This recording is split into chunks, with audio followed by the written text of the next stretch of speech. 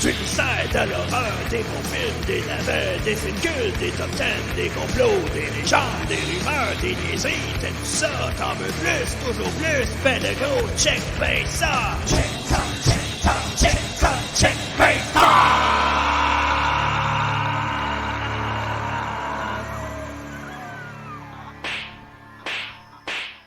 Avec Psychopathe. Egripso.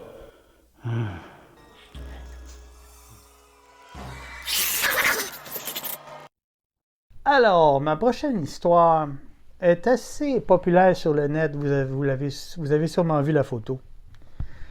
C'est l'inconnu de Somerton. Je sais pas si ça me dit quelque chose. Il faut attendre plus. À Adelaide, au sud, Adelaide, je ne suis pas sûr de la prononciation, au sud de l'Australie, le 1er décembre 1948 à 6h30 du matin, la police locale découvre le corps d'un homme sur la plage de Somerton Park Beach. Il porte un beau costume et semble être mort dans son sommeil. Mais non! Ses vêtements sont secs et il semble confortablement installé sur le bord de la promenade de la plage. Non, oui. Ce n'est pas un suicidé qui se serait jeté à l'eau et qui aurait échoué sur la plage, transporté par le courant. Dans ses poches se trouvait un ticket de train de classe économique et un ticket de bus, un peigne, 2 cigarettes, un paquet d'allumettes et un paquet de gomme, tous deux à moitié vides. Mais pas de portefeuille. Ouais, alors ça n'a aucun sens parce que désolé, c'est ça dans l'eau. Puis t'es là depuis 2 jours, on va dire 2 jours, 3 jours. Ben le ticket va être complètement déchiré par l'eau, non? C'est vrai? Ouais, Oui, c'est vrai. Et il n'y avait aucun papier d'identité dans ses poches, sur lui. Parce qu'il Nulle part. n'existe pas dans la vraie vie. Rien qui puisse l'identifier. Et détail étrange, toutes les étiquettes de ses vêtements qu'il portait étaient arrachées.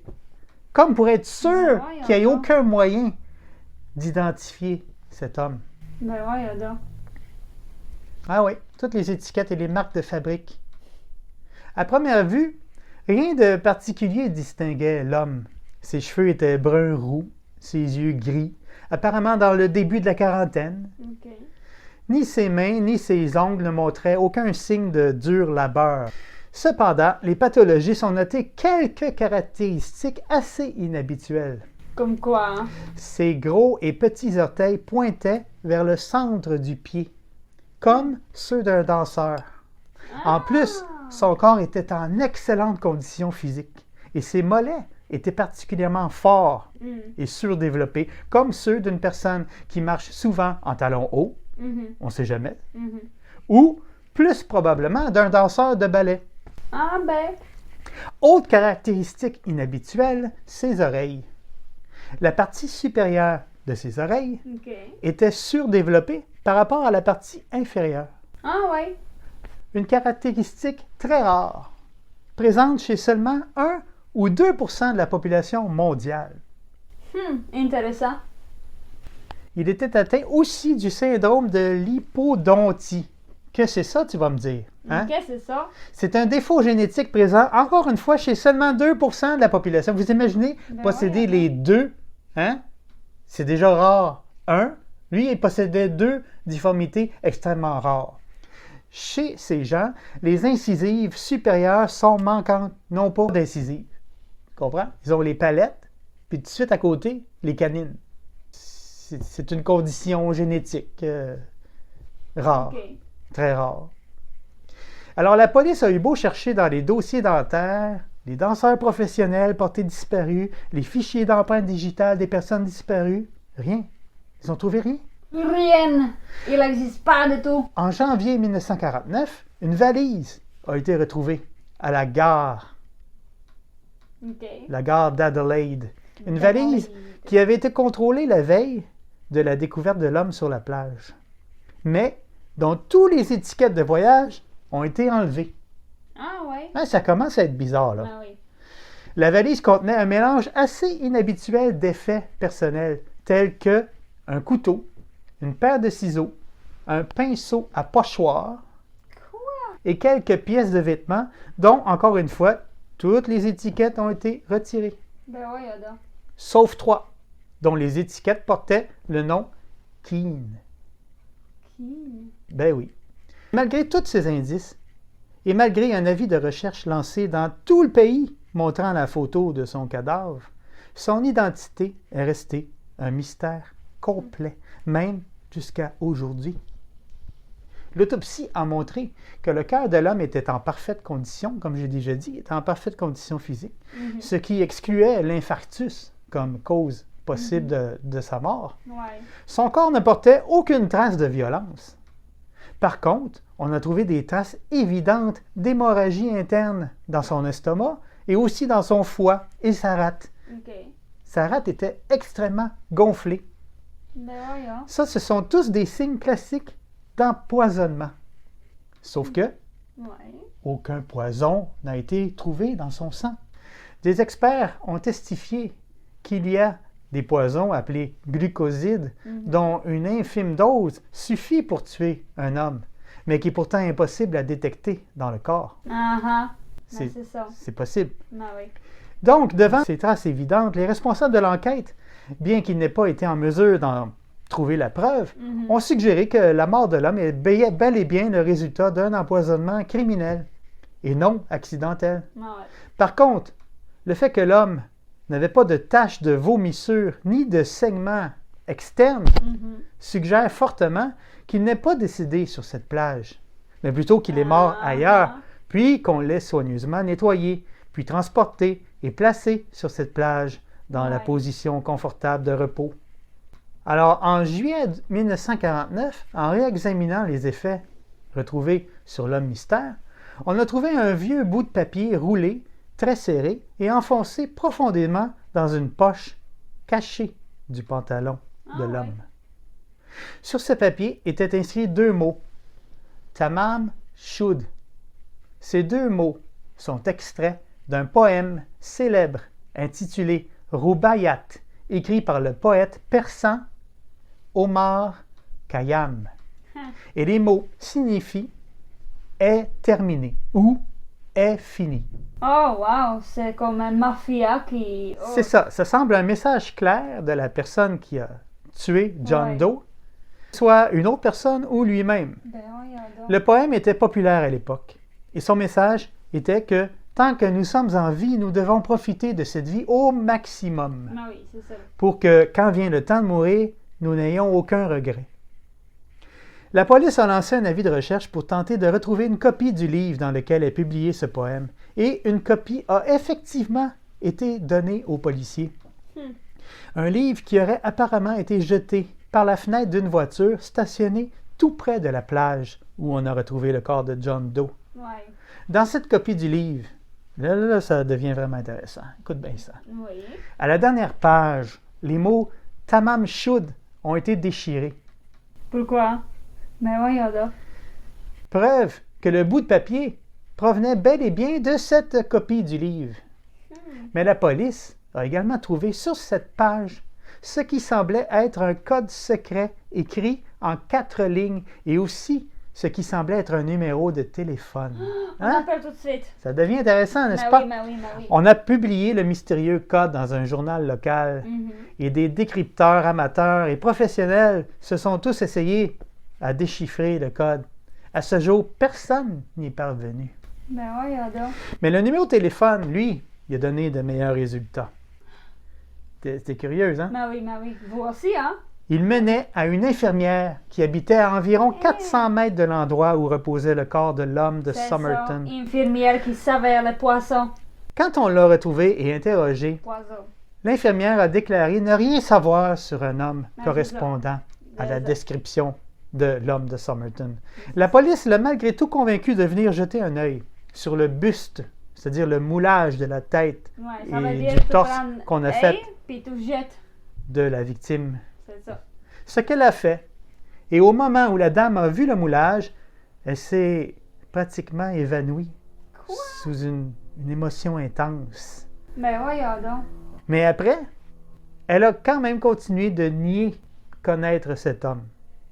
Ben, c'est très bizarre parce qu'infirmière Puis s'il était vraiment empoisonné avec quelque chose qu'elle savait que C'est très on peut mystérieux. pas trouver. C'est clair qu'elle le connaissait. Je sais pas, je comprends pas. Mais peut-être qu'elle ne voulait pas parler, peut-être qu'elle se sentait menacée. Ouais, ça se peut. Peut-être que Parce que, tout ça est attention. une histoire d'espionnage C'est ça. Bon. Après avoir regardé le moulage, elle a refusé de répondre à toute question supplémentaire. La police, qui n'avait rien qui puisse la retenir ou l'obliger Mhm. à coopérer, Ouais. s'est retrouvée à court de ressources. Parce que même si la photo de la dépouille de l'homme mystère a continué de circuler dans tous les journaux australiens, Mhm. personne ne l'a jamais identifié. Mais ouais, Même la cause de sa mort n'a jamais été officiellement identifiée, même si je l'ai expliqué, de forts soupçons penchant pour l'empoisonnement. Parce que l'expert médical, face à tout le mystère, a choqué. Il a refusé de confirmer ou d'infirmer officiellement, craignant probablement d'éventuelles représailles pouvant venir d'une agence de renseignement top secret ou de contre-espionnage. Mhm. Et peut-être qu'il avait raison. L'infirmière a exigé que son nom soit retiré des dossiers de l'enquête. Uh-huh. Apparemment pour la même raison. Ils avaient tous peur de quelque chose. Ouais, c'est ça. Et c'est comme ça que l'homme de Somerton est devenu un cold case. Cold case. Puis en 2002, un détective du nom de Jerry Feltus, qui approchait de la retraite et qui a été muté au département des cold cases, puisque dans sa jeunesse, il avait suivi avec beaucoup d'intérêt l'affaire de l'homme de Somerton, lui a décidé de réouvrir le dossier, Ah oui. 50 ans après les événements, Oh, wow. avec l'aide d'un certain Derek Abbott, Mhm. un étudiant de l'Université d'Adelaide. Ils sont parvenus à identifier la mystérieuse infirmière qui se nommait Jessica ou Joe Thompson et à retrouver sa dernière adresse. Parce que Puis- depuis la première enquête, en Ouais. 50 ans, la dame a déménagé plus d'une dizaine de fois. Ben voyons donc. Selon le détective, elle déménageait chaque fois que le cas de l'homme de Somerton regagnait l'intérêt du public, comme par hasard. Ah oui. Mhm. Mhm. Le détective a tenté d'interroger la vieille dame, mais celle-ci lui répondait par des réponses évasives et tentait de changer de sujet. Mhm. Elle était visiblement très mal à l'aise. Ah oui. Le détective a bien insisté auprès de la dame, mais voyant que l'interrogatoire la stressait beaucoup et elle était maintenant une dame âgée, Ah oui. par pitié, il a décidé qu'il ça valait mieux ne pas trop la malmener. Ouais. Ah oui. Depuis, Feltus a pris sa retraite, mais Abbott, l'étudiant détective amateur qui l'accompagnait, a voulu que Feltus lui donne l'adresse de la vieille dame pour qu'il aille lui-même l'interroger, Mhm. mais Feltus a refusé. Mais ce refus n'a pas freiné l'ardeur du jeune Thompson, Ah ben. parce qu'en 2009, il a fini par retrouver tout seul, comme un grand, l'adresse de l'ex-infirmière. Ah bon. Mais hélas, c'était 2 ans trop tard. Ah. Madame Thompson est décédée en 2007. Mais, pour compliquer l'affaire, en 2013, Cathy, la fille de l'infirmière Thompson, a donné une entrevue télévisée pour l'émission 60 Minutes sur l'affaire de l'homme de Somerton. Et durant cette entrevue, Katie a dit que sa mère connaissait l'identité de l'homme de Somerton, Ah. mais qu'elle était décidée à emporter ce secret dans sa tombe. Mhm. Parce que sinon. C'est ce qu'on peut supposer. Ah oui. Malgré tout, Abbott, entêté, a continué son investigation envers et contre tous. Et il a découvert qu'à l'époque de la découverte de l'homme de Somerton, l'infirmière Thompson élevait seule un jeune garçon d'1 an nommé Robin. Robin Hood. Malheureusement, au moment de l'enquête amateur d'Abbott, Mhm. Robin était lui aussi décédé. Ben voyons donc. Cependant, Abbott a réussi à trouver plusieurs photos de lui et a pu constater que le petit garçon avait, tiens-toi bien, Mhm. les 2 mêmes conditions génétiques extrêmement rares Mais c'est concernant ça. la dentition et les orgueils, exactement comme l'homme de Elle a Somerton. couché avec lui, elle avait un garçon avec lui. Je rappelle que Ouais. seulement 1 à 2% de la population a des oreilles comme Ouais. ça.